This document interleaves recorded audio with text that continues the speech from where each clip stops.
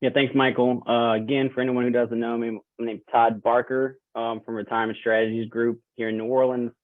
And I'm going to go talk to us about some of the mandatory changes coming our way, along with some of the optional provisions that we may want to utilize. So first one is increased benefit for participants closer to retirement, right? So higher catch-up limit at ages 60 to 63. So this is an interesting provision where plans will be able to allow participants during the ages of 60 to 63 to kind of make a special catch-up contribution up to the greater of the following two amounts. So you can do it up to 10,000 or 150% of the 2024 catch-up contribution limit that is available for other participants. All right, so both of these amounts are going to be indexed after 2025. This is an optional provision for tax years beginning after December 31st, 2024. So we have some time before this goes into effect to decide if this is something that we want to allow in the plan. One thing to remember, though, too, is after age 63, the participant goes back to the normal catch-up limit.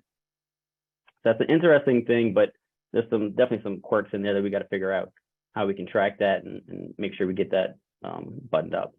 Another one I think is interesting is increased age for RMDs, right? So if you remember, Secure One actually moved the age from 70.5 to 72. So they're doing it again. So now RMD age is increasing from 72 to 73 for participants who turn 72 after December 31st, 2022.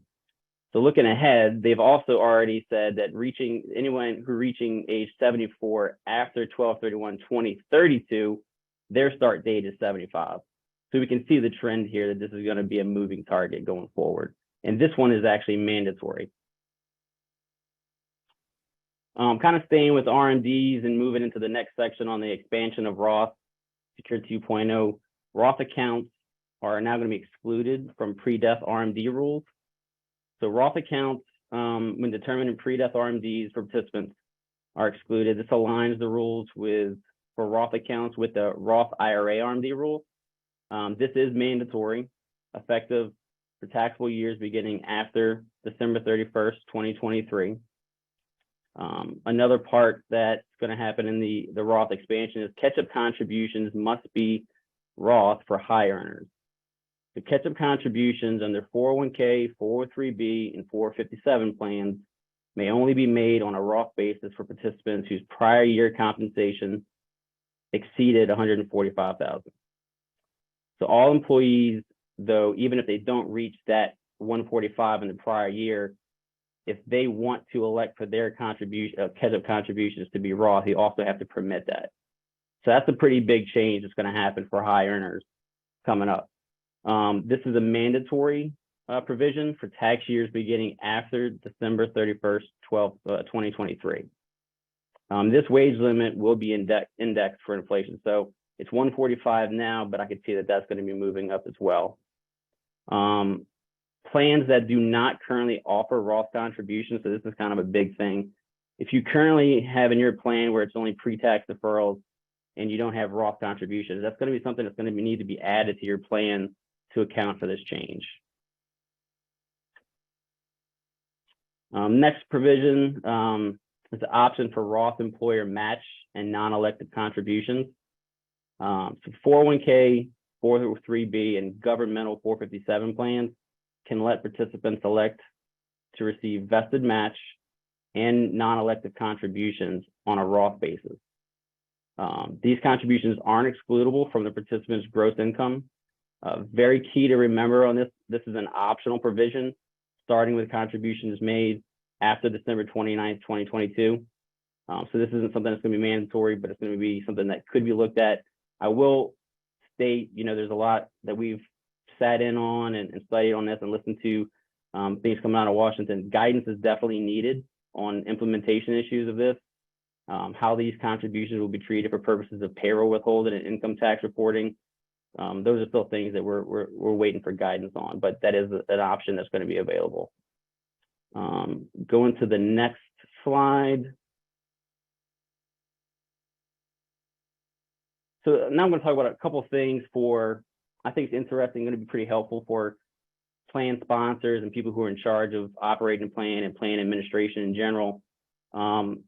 employee certification for hardship distributions. So plan administrators of 401k and 403b plans could choose to rely on a participant's self-certification of a hardship withdrawal, as long as it's for one of the 7 safe harbor reasons. And if you're not familiar with that, that could be for burial expenses for the employee, or a dependent, or educational expenses as well. The participant you have to make sure the participant has no alternative means reasonably available to them to satisfy the need. This is an optional provision, so if you're a plan sponsor that's comfortable with your current process and you want to keep with that, you can. But I know that there are some plan sponsors that have struggled with this part when people are taking hardship withdrawals and making sure that they've got the proper documentation. Beginning after December 29, 2022, that's actually an option now for you, that you can use the employee certification for that. So that could definitely be helpful.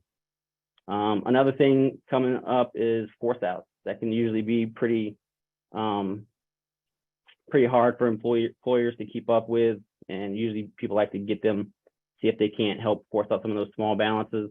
So they've increased the dollar limit for mandatory distributions. The maximum amount that may be involuntary cashed out has increased to $7,000 from the current $5,000.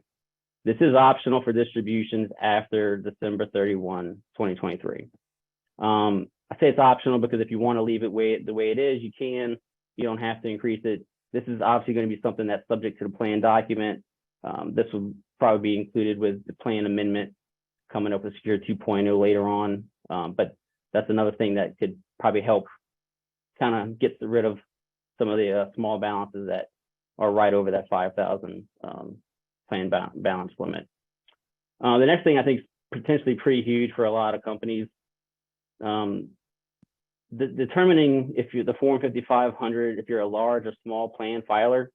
Currently, generally, if there are 100 or more eligible participants at the beginning of the plan year, the plan requires a CPA audit, which we all know can be pretty costly. This change now, the participant count will be determined based only on the number of participants with actual account balances as of the beginning of the plan year. That's potentially huge. We know we've all got some plans that have lower participation but have a high count of eligible employees, but they've been subject to this plan audit. The time, effort, cost that goes in with that can kind of be backbreaking at times. So those clients may find themselves at a spot to where they don't have to have that anymore. That's starting with the 2023 plan year. And then the last section, I'm going to talk about a couple things they've allowed that I think is interesting, some retroactive opportunities. You can now do retroactive amendments to increase benefits. So under current law, generally, any discretionary amendment to retirement plan must be adopted before the plan year ends. Now employers have until the tax return deadline, including their extension, to adopt the amendment. One key thing is that this must result in an increased benefit. And this is optional for plan years beginning after December 31st, 2023. So unfortunately, if you're sitting here today and you find yourself in that category where you wish you would have made a change, you can't do that now for 2022, but you will be able to do that coming up next year and in the future. And then the last one I want to talk about is the retroactive elective deferrals for solo Ks. So Secure 2.0 kind of fixed the glitch that made it difficult for a new solo K to be opened up retroactively for a prior year. So Secure 1 allowed for a plan to be put in place, but the first year could only include employer contributions. As you know, a lot of times this creates problems for solo proprietors because they're often, not aware of what their business earnings are going to be for the year until after the close of the year. Also, employer contributions have a maximum of 20% of adjusted net earnings or 25% of compensation if the business is incorporated. Adding the ability to make deferrals certainly helps them get closer to the overall plan limit during that first year, being able to put in deferrals to go along with that 20 or 25% of compensation. That's effective for 2023 year plans.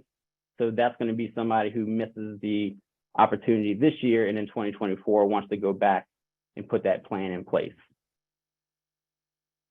And I thank everyone for your time.